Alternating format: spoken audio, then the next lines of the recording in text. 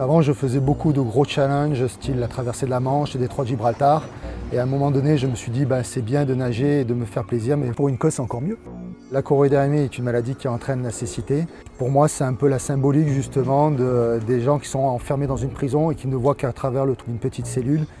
Les enfants, dès qu'ils arrivent dans l'adolescence, vont commencer à perdre la vue et essayer de récolter des dons. Ça leur permettra justement à eux aussi de retrouver la liberté de la vue.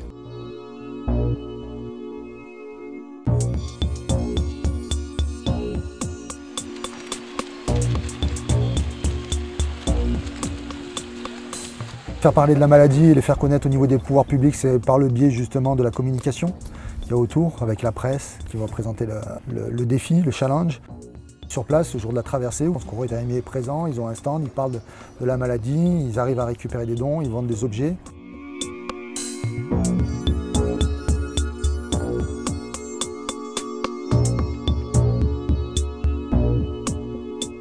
Alors il y a deux solutions, ou je le fais par le biais d'une course qui existe déjà, ou alors c'est un raid que l'on monte de toutes pièces, où on rencontre des contacts locaux qui vont nous aider à organiser cette traversée. Tout dépend des distances, tout dépend des endroits. Au Sénégal, il y avait 500 participants pour une distance de 5 km. En Australie, pour nager 19 km, il y avait 300 participants.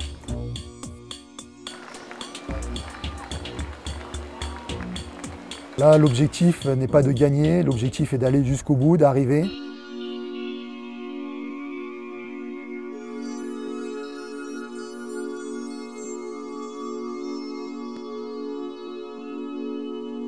Je nage seulement en maillot de bain avec des lunettes et un bonnet. C'est ce qui caractérise la nage en eau libre et la nage de l'extrême. Au milieu d'une vie marine hostile, de forts courants, des vents très violents, des températures très chaudes et très froides.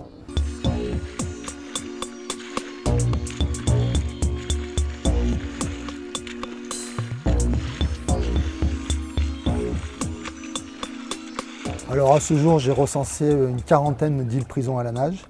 La plus courte fait 30 mètres et la plus longue à peu près 100 km.